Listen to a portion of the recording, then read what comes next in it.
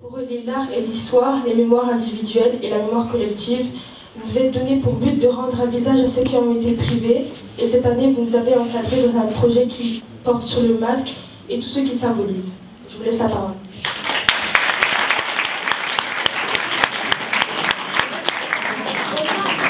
Donc là, je venais vous expliquer un petit peu ce qui a amené mon travail jusqu'à ce que j'ai fait aujourd'hui avec le lycée Thierry Monnier, avec les élèves. Expliquer pourquoi est-ce qu'on met l'art au service de la mémoire. Donc moi, ce que j'ai à mettre au service de la mémoire, c'est l'art, parce que c'est ça ce que je sais faire. Et pourquoi je le mets au service? Parce que aujourd'hui, il y a des éléments récents qui refont surface. La première, c'est la disparition des derniers témoins. Donc vous avez autour de vous, sur les deux portants, là-bas et ici, un certain nombre de témoins, à part Monsieur Buzyn, qui est le premier portrait qui viendra vous parler demain, le monsieur en bleu. Les autres, c'est des témoins disparus, qui sont disparus très récemment, c'est-à-dire l'année dernière. Et derrière moi, il y a des témoins disparus aussi l'année dernière, sauf lui, donc il ne le sait pas encore, mais c'est Monsieur Kichka, le papa de Monsieur Kichka qui viendra parler tout à l'heure. Donc c'est son papa, il ne le sait pas. Il sait que j'ai fait son portrait, mais il ne l'a pas encore vu. Il le sait parce qu'il vient d'arriver.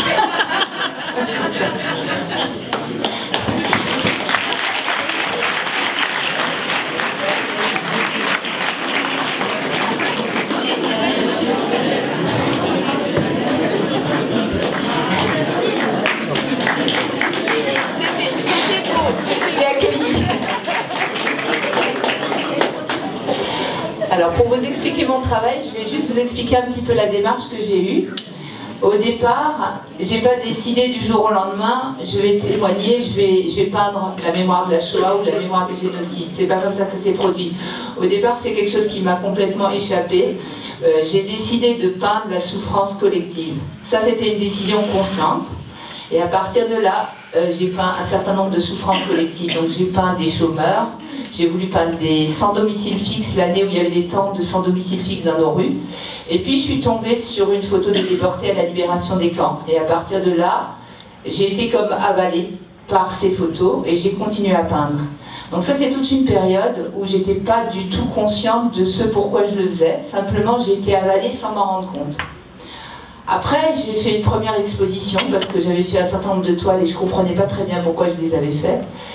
Et j'ai écrit des textes pour comprendre où j'étais dans le travail que j'avais fait. Et à partir de là, il y a eu une étape suivante qui s'est produite, c'est que j'ai décidé que puisque je l'avais fait, ça avait du sens et que j'allais m'en servir. Et à partir de là, j'ai décidé de m'en servir pour transmettre et pour continuer. Donc j'ai fait des expositions, j'en ai fait aujourd'hui, je pense, 65-70 depuis 2008. Et après, le travail s'est construit. Donc là, vous allez arriver à un travail construit, à ce vers quoi je suis arrivée. Mais c'est pas comme ça que ça s'est construit dans ma tête. Donc, il y a deux éléments nouveaux aujourd'hui qui ont fait aussi que ça a poussé mon travail à continuer. Donc la première, c'est que les derniers témoins disparaissent. Et maintenant qu'ils disparaissent, ben, ce qui était le plus fort, c'était le témoignage. Et vous le voyez, le témoignage des derniers témoins, c'est ce qui est le plus fort, c'est ce qui se transmet le plus pour vous dire voilà ce qui a pu arriver lorsqu'on a laissé le racisme et l'antisémitisme monter. Voilà ce qui risque d'arriver, c'est les génocides. Et comme les derniers témoins disparaissent, c'est la vraie question aujourd'hui, c'est comment on va continuer à vous transmettre, à vous les jeunes, à vous la jeune génération, comment on va réussir à vous transmettre qu'il ne faut pas oublier, non pas spécialement que la Shoah, mais simplement à travers la Shoah, ce que l'homme est capable de faire lorsqu'il laisse s'exprimer et monter en lui le racisme et l'antisémitisme et le rejet de l'autre. Et par rapport à ça, il faut que quelqu'un prenne le relais, donc chacun avec ses moyens. Moi j'ai fait avec les miens, il y en a qui le font avec l'écriture, il y en a qui le font avec la musique. On est obligé de trouver des systèmes pour essayer de vous transmettre et rendre vivant le message des derniers témoins. Donc ça c'est une toile que j'ai faite pour vous dire l'inquiétude, la surprise. Ça rappelle un petit peu, si pour ceux qui connaissent un peu le cri de Munch. C'est un des premiers tableaux que j'ai fait avant de peindre la Shoah. Lorsque j'ai repris la peinture, parce que je m'étais arrêtée de nombreuses années, comme je suis psychiatre, j'ai travaillé, j'ai eu des enfants, donc pendant cette période-là j'ai pas peint. Et la première toile que j'ai fait quand je me suis remise à peindre, c'est celle-là.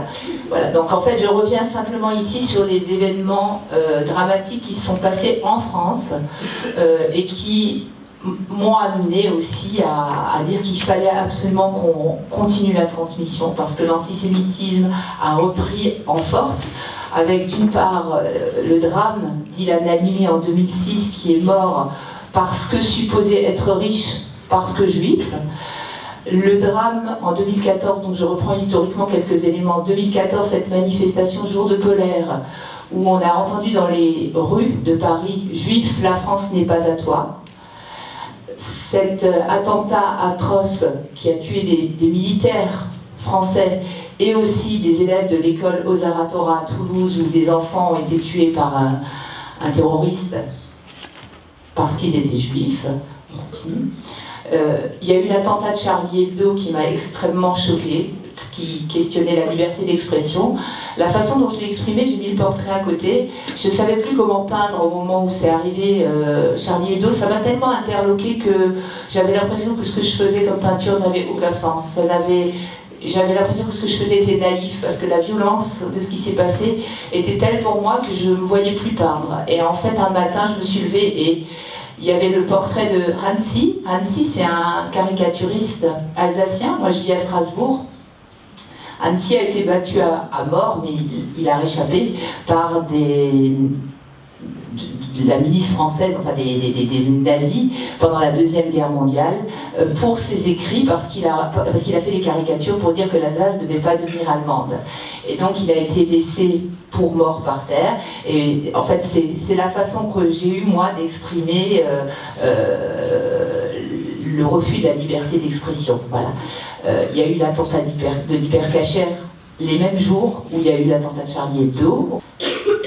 Il y a eu chez vous l'attentat à Nice le 14 juillet et très récemment chez nous à Strasbourg, c'est pour ça que j'ai mis les deux, l'attentat du marché de Noël avec le premier visage qui est un visage très important pour Strasbourg, qui est Bartek, qui était un jeune homme qui se débattait dans toutes les associations humanitaires à Strasbourg. Il était connu de tous les milieux strasbourgeois, c'était vraiment moi je ne le connaissais pas avant, mais il était connu vraiment partout, il offrait son hospitalité, il était dans l'ouverture à l'autre. Et il est le symbole, aujourd'hui à Strasbourg, de cet attentat. Et le dernier portrait que j'ai mis ici, parce que ça symbolise, enfin pour moi, ça relie vraiment ce qui se passe avec la Shoah. C'est-à-dire que Mireille Knoll est morte parce que juive par un voisin qui l'a tuée, qui a incendié son appartement uniquement parce qu'elle était juive. Elle était rescapée du Veldiv, elle n'avait pas été au Veldiv, elle avait échappé à la France. Et le même jour, le jour où elle fut victime de l'antisémitisme, le même jour, le colonel Beltrame, qui pour moi renvoie à la figure des justes, parce que dans tous les génocides, et ça renvoie au travail qu'on a fait sur les masques, vous allez le voir tout à l'heure, c'est pour ça que je l'introduis, dans tous les génocides, il y a trois visages, trois positions qui reviennent. Il y a la position de la victime, il y a la position du bourreau, et il y a la position du témoin passif, ou pas passif, et M. Beltrame était un témoin qui s'est comporté comme les justes pendant la Shoah, c'est-à-dire les justes, c'est ceux qui ont pris le risque de perdre leur vie pour sauver la vie d'un autre. Et M. Beltrame, pour moi, il a eu une attitude de juste. Il a donné sa vie, enfin il a libéré une femme qu'il ne connaissait pas en prenant sa place et en prenant le risque de sa vie, et il a été tué par ce terroriste. C'est-à-dire que c'était un acte gratuit exactement, pour moi, ce qui est important que vous entendiez, c'est-à-dire que entre le terroriste et lui, on est dans une démarche, dans tous les cas, les terroristes donnent leur vie, mais ils donnent leur vie pour donner la mort à des autres. Lui, il a donné la vie pour donner la vie à quelqu'un qu'il ne connaissait pas. C'est vraiment la démarche, et je pense que c'est de ça dont on peut se nourrir, cette idée que face au drame qui se passe aujourd'hui, face à ces situations où la mort aujourd'hui est tellement présente dans nos sociétés, dans ces actes terroristes, il y a des gens qui gardent une lumière de vie, une étincelle de vie, une étincelle, une lumière, on va dire, et qui sont prêts à défendre, au risque de leur corps, au risque de leur existence même, la vie. Voilà, c'est l'acte le plus récent. Il y a eu les cimetières qui ont été vandalisés récemment, en l'occurrence en Alsace, cimetières juifs, et puis il y a le visage de Simone Veil qui a été tagué, par des antisémites aujourd'hui, Simone Veil, pour la figure qu'elle représente, la liberté, son judaïsme. Voilà. D'ailleurs, le portrait de Simone Veil est ici, je ne sais plus où, il est là. Voilà. Et la dernière raison pour laquelle il faut peindre, c'est que les génocides, c'est pas du passé. Alors on dit la Shoah, c'était la dernière guerre mondiale, bon, ça y est, c'est vieux. Les Arméniens, c'est encore plus vieux, c'était en 1915. Les Tutsis, c'était en 1994, mais c'est quand même malheureusement toujours actuel. L'exemple, c'est le génocide dont on vous a parlé il y a quelques jours des Yézidis, et j'ai fait le portrait, entre autres, il n'y a pas que elle est là derrière vous, elle est accrochée. Il y a le portrait de Nadia Murad, qui a eu le prix Nobel de la paix, et qui se bat pour la mémoire des Yézidis, pour ce qui se passe pour les Yézidis, et c'est pas une petite bataille, c'est-à-dire qu'il faut entendre que prendre la parole par rapport au génocide, pour moi c'est facile, j'ai pas d'histoire propre, bon, je suis juive, mais j'ai pas vécu la Shoah. Pour ces gens qui sont revenus et qui ont vécu ce qui s'est passé pour leur peuple, et particulièrement pour les Yézidis, c'est très très très difficile de parler. Vous avez la possibilité de parler des choses parce que vous n'êtes pas impliqué, vous n'avez pas vécu ça dans votre chair, dans votre famille, dans votre corps, vous avez vécu d'autres choses, mais vous n'avez pas vécu ça. Pour Nadia Murad et pour les Yézidis qui osent parler à visage ouvert, c'est compliqué parce qu'ils se désignent, parce que leur société yézidi, leur culture les considèrent comme salies parce qu'elles ont vécu, puisqu'elles ont été violées, et que le viol c'est quelque chose qui salit la femme dans la culture yézidi. Donc parler en dénonçant ce qu'elles ont subi, c'est un acte de courage absolument incroyable. Une fois qu'on dit qu'on se doit de peindre, après la question c'est comment s'adresser à vous les jeunes, comment vous sensibiliser par rapport à ça. Alors j'ai différents types de peintures, je vous montre juste différents types de travaux que j'ai fait. La première c'est ce que vous voyez là, vous les voyez au-dessus de moi, là, au-dessus de vous. C'est pas la première, c'est les derniers travaux que j'ai faits. Il y a 2-3 travaux très récents. Quand les élèves ici ont travaillé sur les masques, je leur ai ramené à la fois les portraits, quelques portraits, et à la fois quelques petites valisettes, comme ça, c'est des valises avec 2 visages.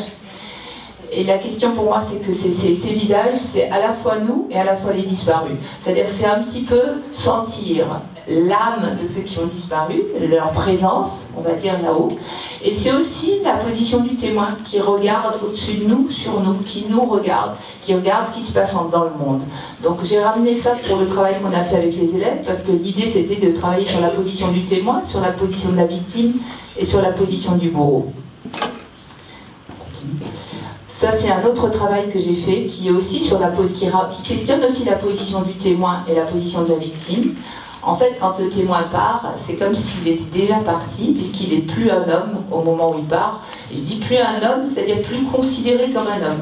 Quand les Juifs étaient déportés, ils n'étaient pas déportés en tant qu'eux-mêmes, ils étaient déportés, désignés en tant que Juifs. Donc en tant qu'un groupe, des boucs émissaires, en tant qu'un groupe, comme s'ils étaient tous les mêmes, et tous désignés déjà comme des numéros. Parce que dans mon travail aussi, ce que vous allez voir, pour ceux qui ne connaissent pas mon travail, j'oppose constamment les visages et les numéros.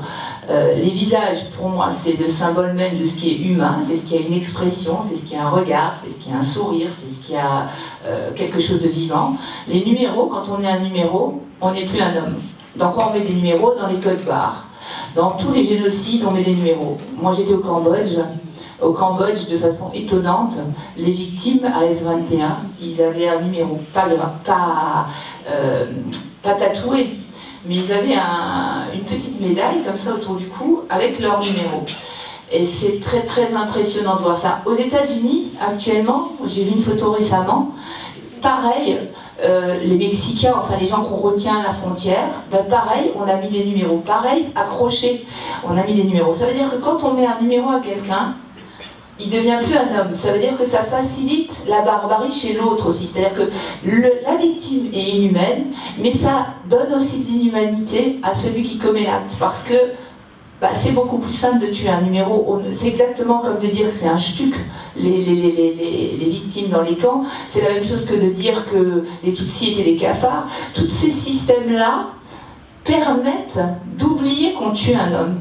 Donc forcément, ça facilite l'agressivité, ça facilite la violence, puisqu'en fait, on arrive effectivement, je pense que l'homme est ainsi construit, qu'à ce moment-là, il arrive complètement à oublier qu'il a un homme comme lui en face de lui. Donc dans les valises, c'est la même question.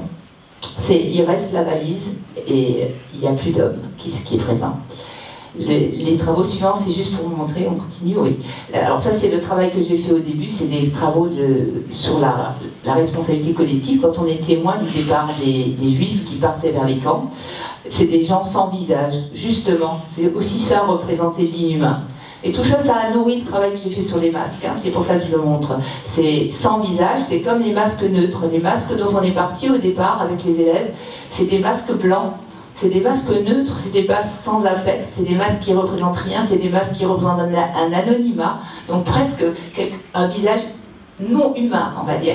Et en peignant, lorsque les élèves ont peint les masques, c'est devenu quelque chose d'humain, où il y a du sentiment, il y a de l'agressivité, il y a de la tendresse, il y a de la douleur. Tout ça, on l'a mis sur ces masques après. Voilà, ça c'est des enfants qui sortent d'Auschwitz, donc c'est des tableaux, c'est des grandes toiles, hein, je ne les ai pas ramenées ici, elles font 2 mètres. Hein. Donc c'était pas possible de les ramener dans la valise, dans l'avion, sinon je l'aurais fait. Donc c'est pareil, c'est des enfants qui sortent d'Auschwitz, ils n'ont pas de visage, ils quittent Auschwitz, et si vous, là je ne sais pas si on s'en rend compte, mais quand on voit la toile on s'en rend bien compte, les numéros sont avalés dans le camp. Ça veut dire qu'en sortant des camps, ces enfants auxquels on a voulu donner un visage non humain, comme s'ils étaient du bétail d'expérimentation, parce que ces enfants, il faut imaginer, quand ils sortent d'Auschwitz, globalement les enfants ils arrivent à Auschwitz, ils sont gazés. Ils ne rentrent pas dans Auschwitz, ils sont gazés directement. Ceux qui sortent d'Auschwitz, c'est qu'ils ont subi des expérimentations. Donc ils ont été traités comme du bétail, comme des tubes à essai, hein, je dis tubes à essai volontairement parce que c'est vraiment ça. Donc quand ils sortent, j'ai voulu montrer qu'en fait l'inhumain reste dans les camps et eux vont reprendre visage humain. Donc après j'ai fait des toiles où ils reviennent à un visage humain, c'est-à-dire qu'ils reprennent, s'ancrent de nouveau dans une histoire, dans quelque chose, enfin, ils essayent de s'ancrer. Hein. Voilà, ça c'est les visages que vous avez ici. Il y a Anne Frank, à côté c'est une petite jeune fille dont le grand-père vit ici dans la région de Nice, Jacqueline Morgenstern, qui a été tuée. Des visages d'enfants arméniens, donc Johannes Kochian, dont je connais le petit-fils, qui a échappé au génocide arménien et qui arrive en France. Et à côté, Révérien, donc vous l'avez connu, il est venu témoigner ici. Les élèves de STMG ont demandé que le portrait soit là, donc le portrait est accroché en dessous d'Elie Wiesel, vous le voyez là-haut. Donc dans les 3 portraits que vous avez au mur, les 3 premiers là, en haut il y a Marcel Marceau. Marcel Marceau était un résistant qui a sauvé beaucoup d'enfants. Elie Wiesel en dessous, et en dessous c'est Révérien. Révérien qui a réchappé et qui porte vraiment sur sa peau les traces du génocide. Il a été machété et il porte les traces du génocide. Je l'ai représenté très peu machété, il est beaucoup plus machété que ça, mais je ne pouvais pas. Dans mon visage, j'ai besoin de représenter la vie. Alors, je mets des traces, mais je ne peux pas mettre les traces d'horreur parce que c'est trop dur pour moi, et puis parce que, on y reviendra, la question c'est aussi quand on peint, ça renvoie à la question du témoignage. Quand les gens sont sortis des camps, ils ne pouvaient pas parler parce qu'ils ne pouvaient pas être entendus. Et moi, c'est quelque chose que j'ai vécu aussi dans mes expositions. Quand on peint comme on sent les choses, on ne peint pas forcément des choses gaies. Et quand on peint des choses pas gaies, les gens n'arrivent pas à le regarder. Et j'ai été vraiment très très surprise parce que je l'ai vraiment ressenti quand j'ai monté des expositions. Il y a des gens qui m'ont dit ouais c'est super et tout, mais franchement non merci quoi. C'est pas la peine. On me l'a encore écrit hier ou avant-hier. Non franchement on peut pas quoi. Alors je me suis dit que si on peut pas, c'est pas la peine de peindre, hein, parce que si on peut pas le regarder, c'est exactement comme la parole du déporté, du survivant, qui peut pas être entendu. Or l'objectif de mon travail maintenant, c'est d'être entendu. Donc pour que ce soit entendable, il faut faire une parole, ou un geste, ou un trait, ou une couleur, ou quelque chose qui permet qu'on le regarde. Donc j'ai changé mon mode d'expression. J'ai mis de la couleur. Donc il y a beaucoup de couleurs dans ce que je peins. Ça dérange parfois, mais ceux que ça dérange, bon tant pis, mais l'objectif c'est qu'on puisse le regarder, sinon il n'y a pas de transmission. Et je pense que c'est la même chose que la parole des survivants qui ont fini par se taire, puisqu'on ne pouvait pas les entendre, ils sont tus. Et moi j'ai pas envie de me taire, donc il faut que ce soit regardé, donc voilà, on continue. Cette toile, je l'ai ramenée simplement pour la question de la transmission transgénérationnelle. Comme après moi, il y a deux personnes qui viennent parler de la transmission familiale. Je l'ai ramenée l'année dernière, je l'avais exposée ici, cette toile, puisque c'était la thématique de votre semaine de la mémoire. C'est juste pour dire qu'il y a une transmission transgénérationnelle d'un grand-père à un enfant. C'est le symbole de ces deux toiles. Bon, ça c'est un autre travail que je fais juste pour vous montrer que je fais un travail de céramique sur les survivants et sur les traces aussi. Ouais. Alors comment transmettre? Donc ça c'est ma peinture. Une fois que j'ai peint, mon travail est dans ma tête, ça a continué. Je me suis dit, bon ok, je peins, je monte des expositions, on peut continuer.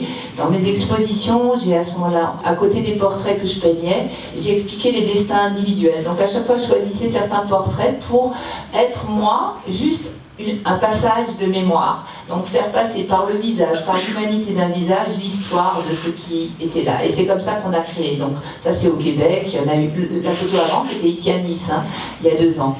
Et alors ça a été l'occasion après d'aller plus loin et de faire venir des descendants dans mes expositions, soit des rescapés, soit des descendants. Alors vous les voyez là.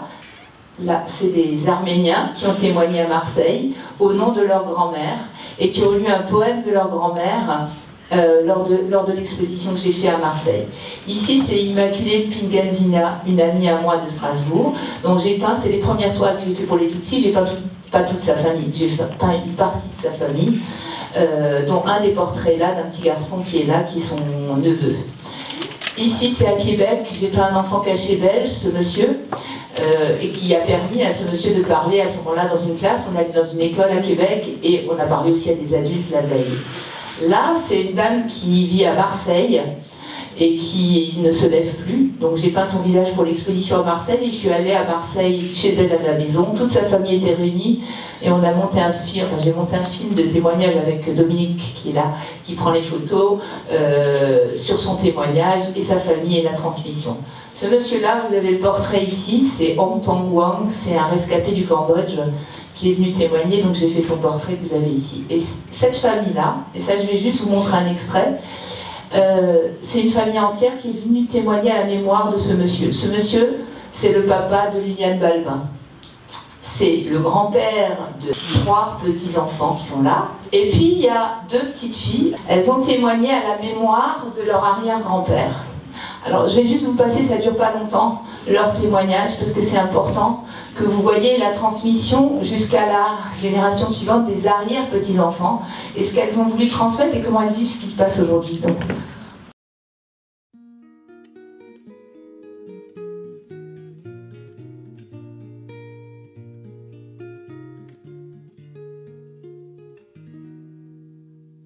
Amol is given, a Meise, die Meise ist gar nicht freilich, die Meise hebt sich auch nicht mit a jüdischen Melech. Liulin käm ein Fegele, Liulin käm ein Kind, Chavon geworden als a Liebe, wer is mir und Wind. J'ai 17 ans et je suis l'arrière-petite-fille de André Balbin.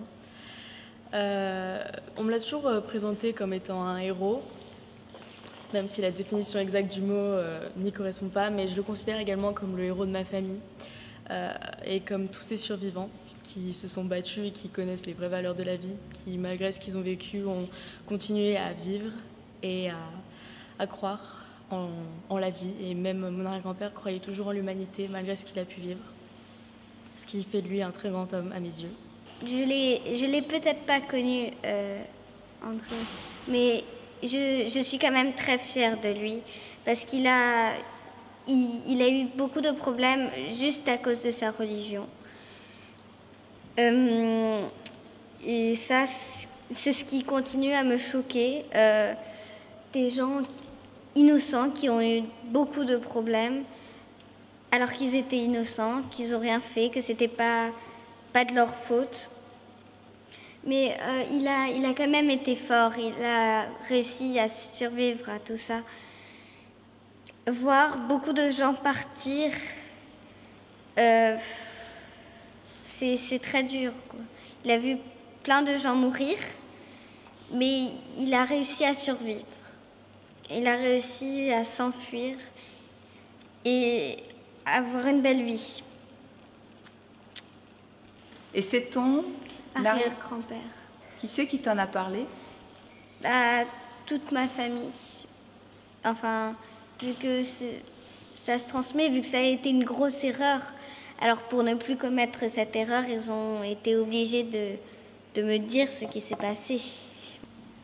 Aujourd'hui, donc j'ai décidé de témoigner pour la mémoire, puisque c'est quelque chose qui lui tenait vraiment à cœur. Quand on m'en parle, on me dit toujours que je suis la descendance et je dois transmettre le message. C'est ce que je fais d'ailleurs souvent pendant certains cours où je me permets de demander à certains enseignants de passer certaines vidéos qui existent déjà sur Internet de mon arrière-grand-père. Et j'en parle avec beaucoup de fierté parce que mes ancêtres ont une histoire et une histoire lourde de vérité. Également, donc, si je suis là aujourd'hui, c'est aussi pour parler au nom de toutes ces personnes qui ont perdu la vie à cause de ces horreurs et que je tiens à, en tant que futur adulte et avenir du monde, à transmettre et aider à la mémoire.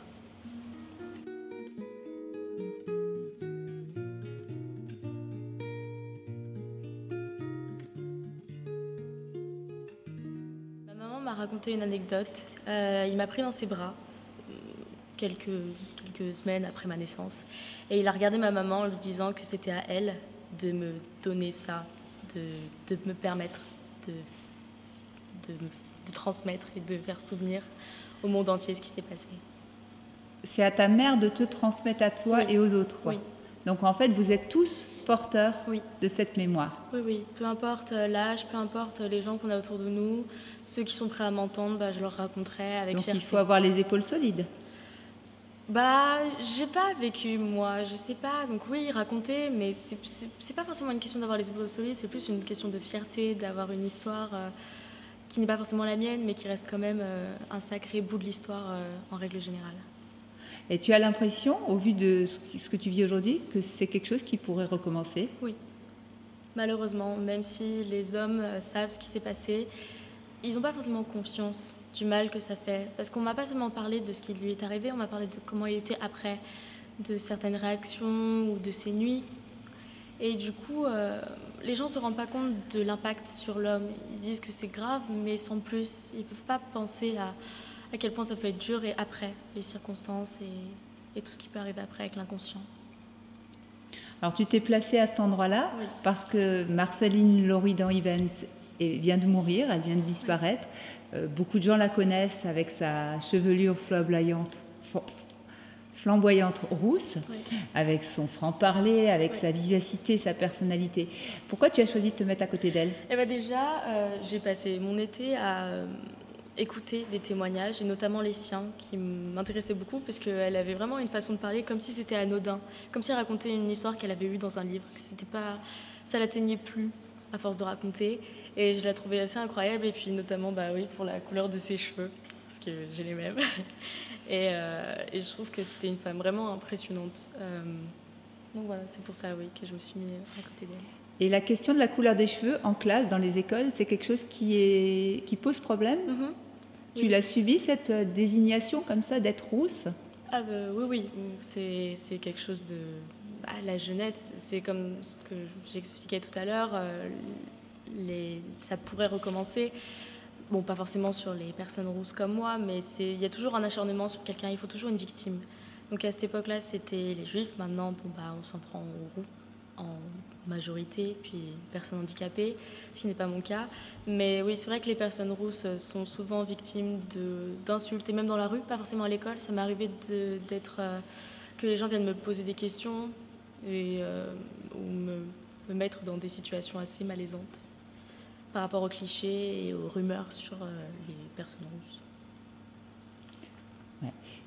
C'est pour ça que c'est important de transmettre, parce que transmettre ce qui s'est passé pendant la Shoah, c'est transmettre que l'homme cherche toujours à désigner un coupable ou un bouc émissaire à quelque chose, et en général, il le cherche dans ce qui est différent chez l'autre. Mais souvent, dans ce qui est différent, quand on est très pareil, c'est pas dans les grosses différences, c'est dans les petites différences, parce qu'on imagine toujours que si on est comme tout le monde, on va passer inaperçu. Ce qui est faux, c'est dans les comme tout le monde, mais un tout petit peu différent, on va chercher la plus infime différence, c'est la question d'être rousse. Oui, c'est vrai que pendant des années, j'ai voulu changer ma couleur de cheveux à cause de tout ça. Je me suis même dit que le roux était quelque chose de moche, alors que j'ai la chance d'avoir cette chevelure. Et aujourd'hui, maintenant que j'ai grandi, que j'ai compris que ça pouvait m'apporter beaucoup, que aujourd'hui, par exemple, je suis mannequin pour des shootings photos et on m'apprécie beaucoup sur les shootings parce que j'ai cette couleur de cheveux. Et aujourd'hui, c'est ma fierté. Comme pour mon arrière-grand-père, je porte ça, mais pas en me disant que c'est lourd et que c'est difficile à raconter. Moi, je ne l'ai pas vu non plus souffrir de ça, donc je ne peux pas effectivement me le représenter avec les yeux larmoyants ou quoi, mais moi là, c'est pareil. Mes cheveux, comme mon arrière-grand-père et mes origines, c'est ma fierté. L'étape suivante, c'est de me dire comment je peux vous impliquer plus dans la transmission. Parce que là, je vous transmets des choses, mais on est quand même plus fort. Vous ressentez plus les choses si vous êtes partie active dans la transmission. Donc la question, c'est comment vous faire participer à cette transmission. Alors la première, c'est que j'ai monté des expositions avec des écoles. Donc on a monté des expositions. La première, en haut, c'était les élèves ont créé des toiles avec leur prof d'art plastique. Ils ont illustré mes toiles, en fait. Et du coup, ils ont appris l'histoire des gens que j'ai prêté toute mon exposition. Je suis allée sur place, j'ai expliqué mon travail. Et après, ils ont fait un travail d'art plastique et ils ont monté une exposition et une pièce de théâtre. Après, la deuxième technique que j'avais, c'était de dire, je souhaitais faire des films avec les élèves, comme vous en faites, vous, avec le Rwanda. Donc j'ai fait venir 3 témoins à Strasbourg. Un témoin que vous avez vu ici, qui est venu, Madame Askolovic, qui a été déportée à l'âge de 3 ans, pendant 3 ans avec ses parents, à Bergen-Belsen, qui est venue dans une école, dans un lycée professionnel. Il y avait une classe de STMG comme vous, et une classe de lycée pro. Ensemble, on a filmé. On a fabriqué l'interview, on a filmé l'interview et après j'ai monté le film.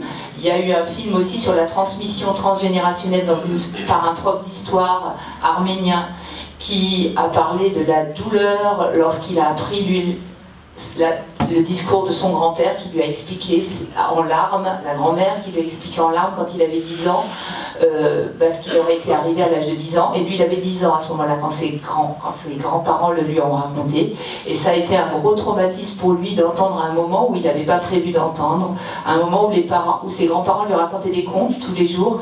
Et ce jour-là, le conte, ça a été le conte du génocide. Donc, il a raconté ça aux élèves. Il y avait un 3e film avec une dame qui racontait comment une juste l'avait sauvé pendant le génocide. Et après, j'ai monté ces ateliers de création de masques. Donc ici, c'est le 3e que je fais. L'idée de ces créations de masques, c'est de travailler sur la notion de l'humain et de l'inhumain. Alors un masque, vous allez me dire pourquoi se servir d'un masque. Un masque, d'abord ça évite de passer par un tableau. Beaucoup de gens appréhendent de peindre, n'ont plus l'habitude de peindre. Donc le masque c'est déjà un matériel au départ, ça facilite l'expression. Ensuite il y a une atmosphère, je raconte des histoires, je mets les portraits, je mets les visages. Et on travaille... Alors les 3 ateliers ont été sur des thématiques différentes. Dans un des ateliers, ici on a travaillé sur la notion, on a associé ça à un travail d'écriture. C'est-à-dire que les élèves du lycée, on va revenir plus loin. Et voilà les masques qui ont été créés ici. Alors les masques, vous les voyez là, dans la salle, et vous les voyez dehors. Le travail a été fait d'abord par les enseignantes qui sont allées aux archives, qui ont cherché des documents sur 5 juifs qui ont été déportés, et qui ont fait un travail d'écriture avec les élèves, qui leur ont demandé d'être témoins, de se placer en position de témoin derrière leur fenêtre de l'arrestation du juif en face de chez eux. Ça a été le premier travail que les élèves ont fait. Donc la question dans l'écriture, c'était de dire comment ils vivaient, d'une part, qu'est-ce qu'ils voient, comment ils le ressentent eux, qui sont témoins, et aussi qu'est-ce qu'ils imaginent dans la tête de la victime, qu'est-ce qu'ils imaginent dans la tête du bourreau. C'est important parce qu'on imagine que c'est très simple, les classifications, il y a les méchants, il y a les bons. En fait, c'est pas si simple, on vous a parlé hier, chez les méchants, c'est aussi des bons papas à la maison. C'est-à-dire qu'en fait, c'est beaucoup plus ambigu que ça. Chez la victime qui se fait arrêter, en elle-même, peut-être qu'elle est en train de se dire comment je vais échapper, comment je vais sauver mes enfants, qu'il est en train de réfléchir à des plans. C'est pas une victime qui se laisse mener comme ça, genre passivement à l'abattoir. C'est quelqu'un qui est peut-être en train de raisonner, en train de réfléchir. C'est-à-dire qu'il y a l'être humain est beaucoup plus complexe que ça, on n'est pas unique dans sa position. Donc en fait, dans les masques, j'ai voulu que chacun exprime toutes ces positions-là, à sa façon, comme il veut. Donc vous allez dehors après mon intervention, pour peut-être, parce qu'à midi, enfin quand vous avez le temps, et vous pouvez regarder ces masques. Et après, on a réalisé les masques, et après, les élèves ont parlé de comment ils interprétaient leurs masques, qu'est-ce qu'ils avaient à en dire, et aussi comment les autres percevaient les masques, parce que c'est très intéressant de savoir que quand on fait un masque, il y a ce qu'on y exprime, et puis après ça nous échappe, il y a ce que l'autre en dit. C'est un deuxième regard sur le masque. Et donc il y a des élèves, alors on va passer les masques ici du lycée Thierry Monnier. Il y a eu beaucoup d'interprétations, je ne vais pas avoir le temps de les faire, les élèves ont interprété, certains ont représenté la France, d'autres ont représenté leur culture, il y a quelqu'un qui a représenté Djibouti parce qu'il était originaire de Djibouti, il y en a qui ont représenté ici des visages doubles du juif ou du nazi, en illustration du texte, voilà, ça c'est les masques. C'est-à-dire que les masques sont très très très riches. Et voilà, là c'est quelqu'un qui a exprimé par un texte, et un musicien, donc le musicien qui est triste, qui est pas rasé, elle est venue me l'expliquer hier de nouveau, pas rasé, pas coiffé, qui a les yeux complètement éberlués de ce qui lui arrive. Là c'est, voilà, un visage abîmé. Voilà, donc ça c'est les masques qui ont été faits ici à Nice. Parallèlement à ça, j'ai travaillé avec des élèves dans un lycée international à Strasbourg. En même temps, cette année, j'ai travaillé avec eux. C'est des élèves de la section russe. Et ils ont fait des masques, beaucoup sur la liberté d'expression. Beaucoup venaient d'Ukraine, de Russie. Donc ils ont fait des masques plus sur l'union entre tous les peuples, sur la paix. Voilà, et sur la liberté d'expression, avec des journaux de différents pays, voilà ce qui a été fait. En fait, c'est des élèves qui n'ont pas l'habitude forcément de créer, qui ont créé après mon intervention, ils ont vu une exposition, puis on a travaillé ensemble.